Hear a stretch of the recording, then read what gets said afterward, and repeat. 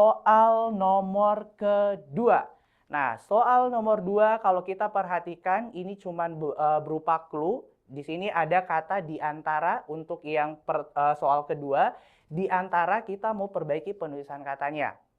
Nah, tadi kan kita belajar untuk penulisan kata apa-apa saja yang harus diperhatikan. Dan kalau ada diperhatikan, di situ kan ada ini. Di sini kan ada kata dia itu masuk dalam penulisan di. Nah, di kalau kita lihat itu kan harusnya dipisah kalau menyatakan tempat dan posisi. Kakak mau tanya nih, antara itu kira-kira tempat atau tempat posisi atau bukan? Kalau kakak bilang kayak gini, ambilkan buku saya di antara meja dan kursi itu. Kira-kira itu menyatakan posisi atau tidak?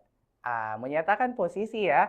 Jadi karena antara itu dia menyatakan posisi, otomatis dia itu sudah benar harus dipisah. Jadi jawabannya A sampai E kira-kira yang benar yang mana? Otomatis secara logika sesuai aturan kan harusnya sudah benar yang alfa. Jadi tidak perlu diperbaiki adik-adik karena dia sudah benar di posisi jadi harus dipisah. Oke, aman ya?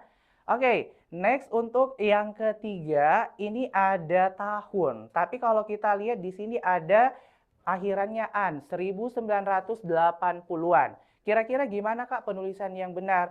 Jadi just information atau sekedar informasi kalau misalnya untuk aturan ini dia itu berkaitan dengan aturan tanda hubung. Jadi perlu kakak jelaskan ya.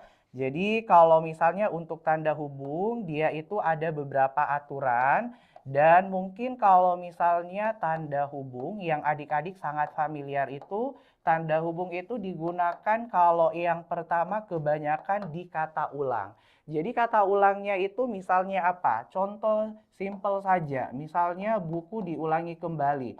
Jadi karena dia kata ulang berarti otomatis sesuai aturan itu harusnya pakai tanda hubung. Dan kakak yakin untuk tanda hubung yang kata ulang pasti kalian sudah sangat familiar.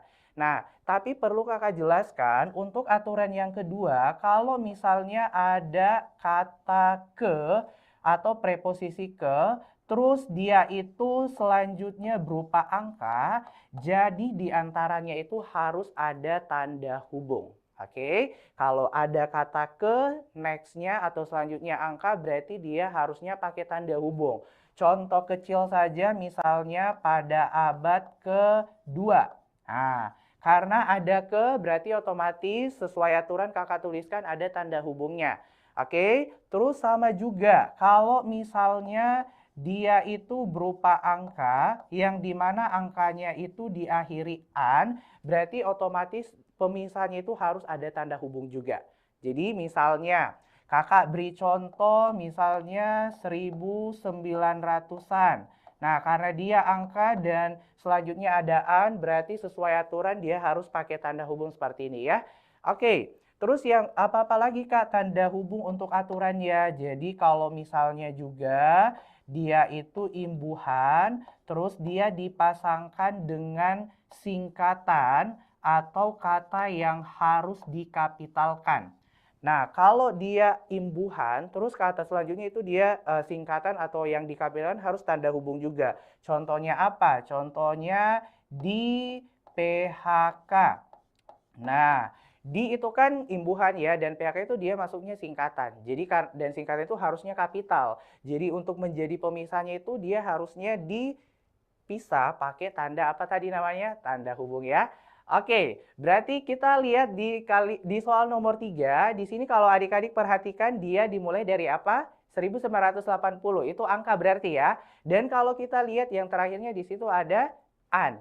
Oke, berarti untuk pemisahnya harus diperlukan adanya tanda hubung. Berarti untuk alfa tidak mungkin ya, karena harus diperbaiki. Karena kalau tidak diperbaiki berarti jawabannya salah. Nah, jadi kalau kita lihat B, di sini ada angka, terus pemisahnya ada tanda hubung dengan akhiran an, berarti sudah jelas ya jawabannya bagian bravo. Nah, berarti kalau sudah dapat jawabannya, langsung next ke soal berikutnya biar menghemat waktu.